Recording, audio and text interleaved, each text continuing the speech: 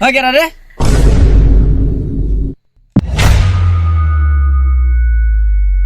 ধর ধর শালা বলাই যাচ্ছে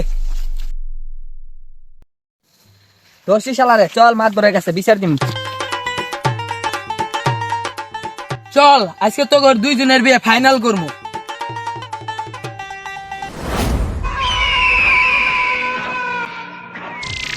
আকবর সাহেব এখানে বসেন।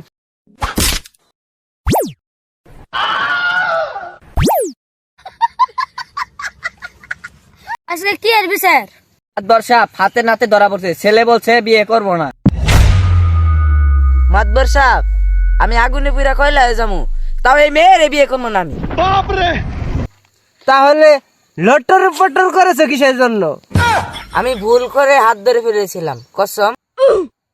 বাতাসে মশা উড়ছিল, মশা মারতে গিয়ে ভুল করে তার হাত ধরে ফেলেছি। শালা মশা মারতে গিয়ে হাত আমার বুকে পড়লো কেমনে? এই চুত মারানি ধরা খাইছিস আর নাটক করতেছিস কেন?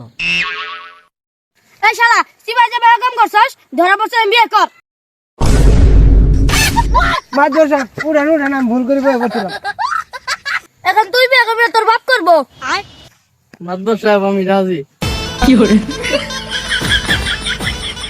ছেলে না করছে কিন্তু মেয়েটা ভালো, বাপের কথায় মানতেই হবে।